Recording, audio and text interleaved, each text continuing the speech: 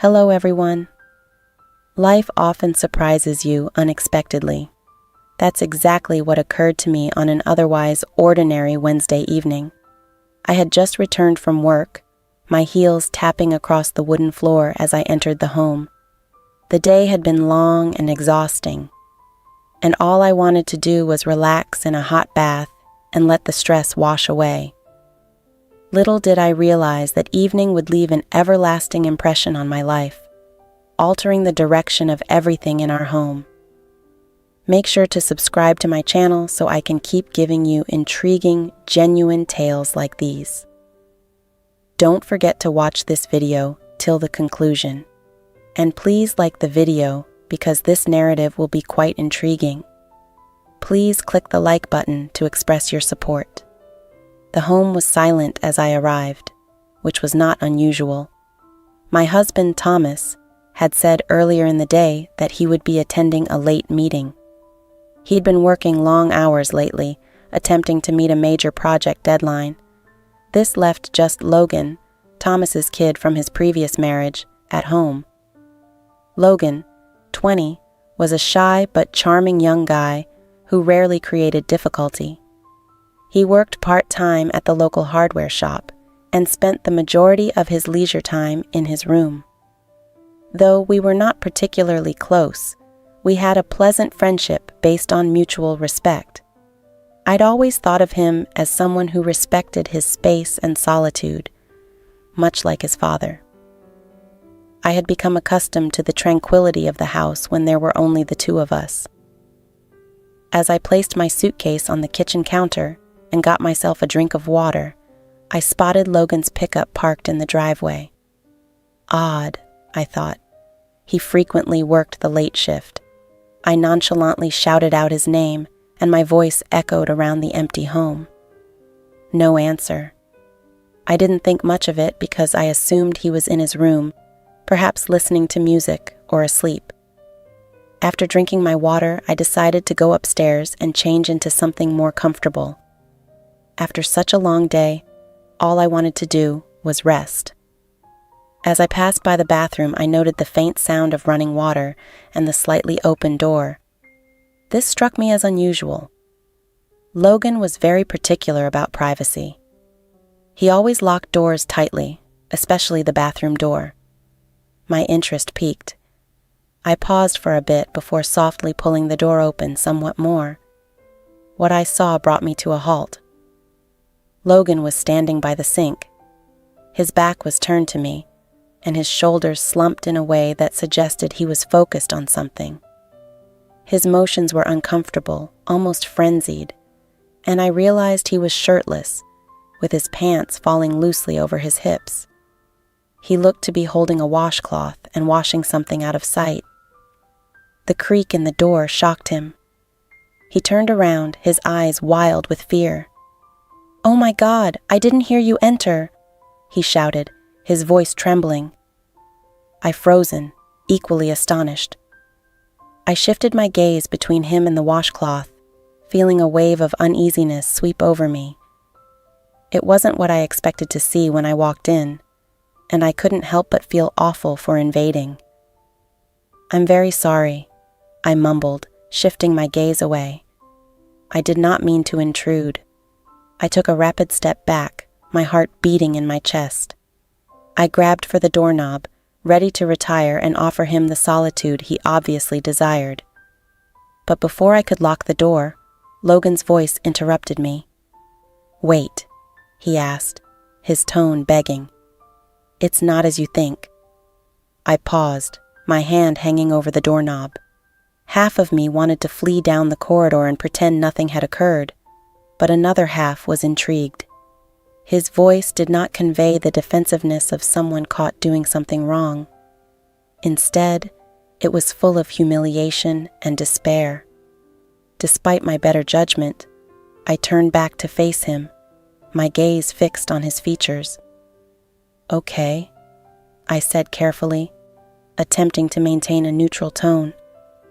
"What's happening?" Logan glanced down, his cheeks flushed a deep scarlet. He appeared to be trying for the appropriate words, his hands fumbling with the washcloth. Finally, he let out a long sigh and said, "I just didn't know who else to ask." "What exactly are you asking about?" I pressed lightly. My interest grew despite the unpleasantness of the circumstances. He shuffled uneasily and avoided eye contact. "It is personal," he conceded. "I've been struggling with some issues, and I'm not sure what to do. Dad is not here, and you are the only one I can talk to." I was surprised by his vulnerability. Logan had always maintained his independence, rarely disclosing personal information. The idea that he was looking to me for assistance gave me pause. I stepped into the bathroom. I shut the door slightly behind me to give us some privacy. "Okay," I said, keeping my tone neutral. "Why don't you tell me what's happening?" Logan hesitated before trying to explain. At first, his words were hazy as he struggled to convey the agony he was experiencing. I attentively listened, attempting to piece together what he was saying. It quickly became evident that this was a delicate subject, one that he was too embarrassed to address with Dad. As he spoke, I couldn't help but feel a sense of empathy.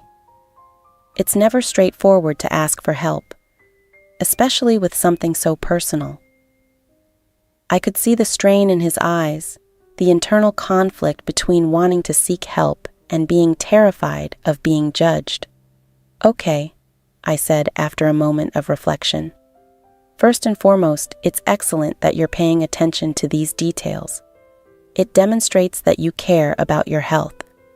Second, there is no shame in asking questions or getting guidance." Logan gazed up at me, his eyes full of appreciation and relief. "Really? You don't think this is strange?" "Not at all," I reassured him. "Everyone has questions about their bodies from time to time. It's normal." I spent the next several minutes giving him the best advice I could, based on my own expertise and experience. I attempted to keep the topic as realistic and straightforward as possible, avoiding anything that may make him feel more uncomfortable. I could tell this chat was a big relief for him, even if it began awkwardly. As the talk went on, the initial uneasiness subsided. Logan appeared to relax, and I could see he was glad to have someone to chat with. He appeared to be more at ease by the end of our conversation. He even managed a little smile. "Thank you," he replied slowly, his voice hardly a whisper. "I didn't think I could tell anyone about this." I returned his grin, relieved that the tension had lifted. "You are welcome, Logan. Remember that it is never inappropriate to seek assistance. No one knows all the answers." As I exited the toilet, I couldn't help but have a peculiar mix of feelings. On the one hand, I was pleased to be there for Logan when he needed someone to talk to. On the other hand, the incident had been so unexpected and out of the norm that I had no idea how to handle it. Something about the event felt momentous, as if it represented a transition in our relationship. I just wasn't sure what it meant, or how it would play out in the next few days. I tried to dismiss the unusual sensation as I went about my evening, but it persisted in the back of my mind like a shadow. The home was peaceful, with only the gentle hum of the air conditioner. Thomas arrived home late that night, exhausted, yet pleased. He was absolutely oblivious to the unusual talk that had occurred during his absence. As I lay in bed that night, looking at the ceiling, I couldn't help but think about the events of the evening. Something had changed, but I couldn't quite pinpoint it. All I knew was that life in our home will never be the same again. The days after that unexpected encounter were unusual, to say the least. Nothing very dramatic occurred. In fact, everything on the surface seemed normal. Thomas continued with his task as usual. Logan stuck to his part-time shift and study schedule, while I continued to balance my home and work duties. But, behind the surface, Logan and I had an unsaid but perceptible tension. It wasn't only that we were more conscious of one another's vulnerabilities. It was something deeper. A shift in the dynamic had happened, and I was unsure how to deal with it. Logan had always eluded me, concealing the majority of his life from me. Our interactions, while friendly, had never progressed beyond surface-level niceties. But suddenly, following our toilet discussion, I sensed a new level of understanding between us, one that was both unpleasant and strangely soothing. I found myself thinking about him more than necessary, not in a motherly or concerned manner, but with a sense of astonishment at how I had not seen this part of him before.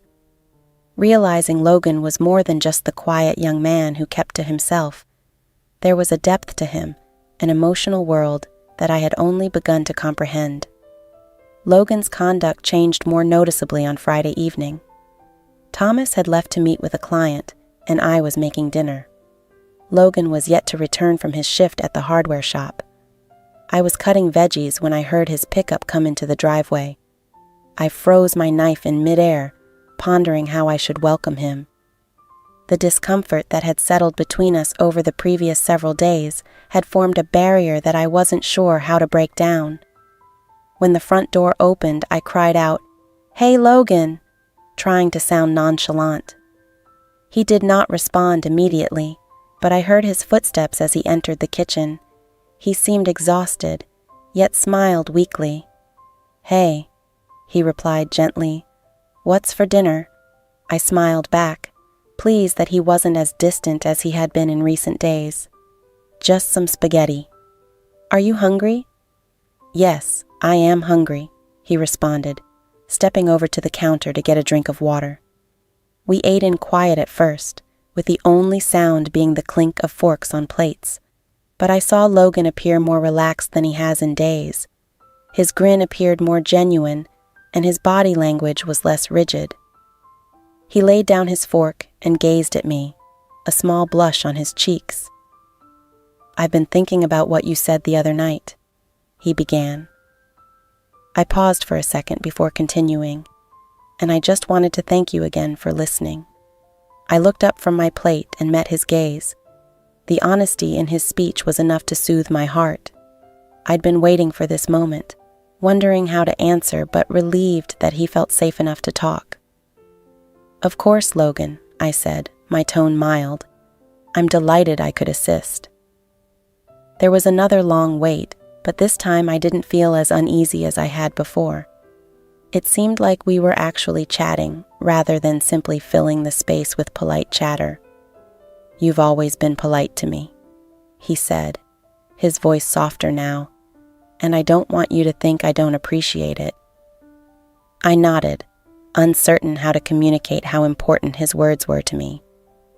"I understand it isn't always easy," I added after a minute, "but I'm pleased you know you can talk to me at any time."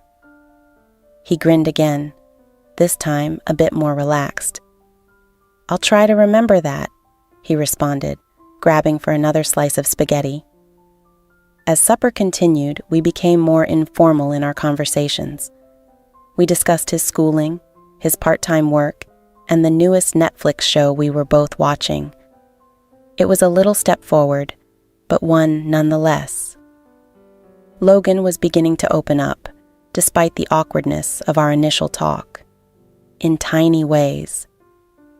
Later that evening, once we had done eating, I laid down on the couch to relax with a book.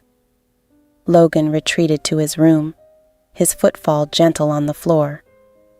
I couldn't help but wonder whether he was still absorbing what we'd talked about. The following few days were much of the same. Thomas returned home later each night, as his work required more and more of his time. Logan, while less distant than before, continued to keep to himself in many respects. We had brief but meaningful talks over dinner, and he appeared more at ease around me. But there remained an underlying tension that neither of us felt eager to confront. Logan did something absolutely unexpected on one of those peaceful evenings, perhaps a week after our chat in the toilet. It was almost bedtime, and I was wrapped up on the couch, watching the most recent episode of a drama. Logan suddenly emerged in the doorway, his look inscrutable. "Can I speak to you?" he inquired, his voice barely above a whisper. I sat up suddenly, wondering what to anticipate. "Of course. Come in." He stopped for a time before fully entering the room. He appeared nervous, his stance tight, as if he didn't know what he was going to say. "What is on your mind?" I inquired softly, hoping to establish a secure environment for him. Logan moved from foot to foot, briefly averting my gaze before replying. "I've been thinking about the things I told you about, and I believe I need to tell Dad. I'm not sure how, but I believe he needs to understand what I'm going through." I was astounded by his statements. He was more vulnerable now than he had been previously. This was a step forward. He was accepting responsibility for his sentiments and admitting that he needed support from Thomas, not just myself. I smiled, hoping to comfort him. "Logan, that's a huge step, and I believe Thomas will enjoy you coming to him. It is not easy, but it is necessary." He nodded, his gaze catching mine. There was a glimmer of thankfulness in his eyes, and I could tell that the decision to talk with Thomas was difficult for him, but he had gone a long way. He whispered gently, "I don't want to make things weird between us." I realized things have been different recently. I shook my head, feeling a surge of affection for him. "It's not strange at all," I told him. "Logan, we are family. Whatever the circumstances, we always aid one another." He offered me a little smile and nodded before turning to go. "Thank you for everything," he said over his shoulder. As he exited the room, I let out a breath I hadn't realized I was holding. I felt a strong feeling of pride for him. He was learning to communicate, seek help, and manage his emotions in a healthy manner. I couldn't help but feel like I was seeing an important time in his development. The following day, Thomas arrived home from work earlier than normal. I could see tiredness on his face. However, his steps were light as he stepped in the door. "Hey," he murmured, dropping his briefcase near the door. "How are things going?" "Good," I said, smiling. "However, I believe Logan is thinking about something." Thomas lifted his eyebrow. "What do you mean?"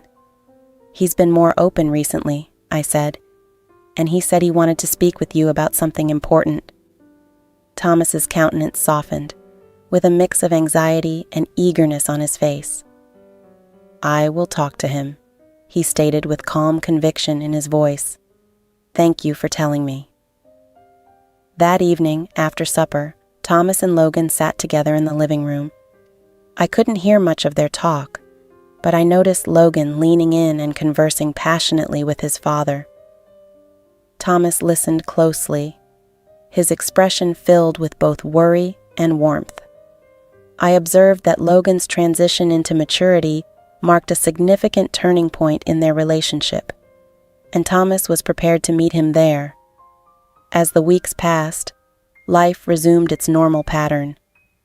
Logan and I's unsaid tension dissipated over time. He no longer avoided me, and I could see he was still absorbing what he'd said, but he appeared lighter and more himself. Thomas and Logan spent more time together, which strengthened their relationship, and Thomas was clearly trying to be more present for his kid. One weekend, Thomas recommended we go on a day excursion to the lake. It was his attempt to build our friendship, and I felt it was an excellent idea. The weather was ideal, with beautiful blue skies and a mild wind. We packed a lunch, drove to the lake, and spent the day relaxing and having fun. We spent hours swimming, playing frisbee, and relaxing on the beach. Logan appeared to be truly pleased, smiling and joke with Thomas in a way I'd never seen before. Watching them interact thrilled my heart, and I hoped that this trip would mark a significant turning point for all of us. As the sun began to set, Spreading golden hues over the lake, we sat on the beach, relishing the last moments of the day. Thomas had fallen asleep on a blanket, his snores blending with the sound of the waves. Logan and I sat a few feet apart, looking at the horizon. "Thank you for coming today," he murmured after a lengthy quiet. "It has been lovely, just spending time together." I grinned and felt a sensation of calm rush over me. "I'm happy. We should do stuff like this more frequently." He nodded, his attention focused on the ocean. "Yes, I believe it helps." We sat quietly for a little longer, our unsaid understanding filling the stillness. When Thomas awoke, we collected our belongings and drove home, brimming with laughter and memories from the day. That night, as I lay in bed next to Thomas, I reflected on how far we had come as a family. The last 2 weeks had been difficult, but they also drew us closer together in ways I hadn't expected. Logan's odyssey was far from done, but I was convinced that he and we were on the right track.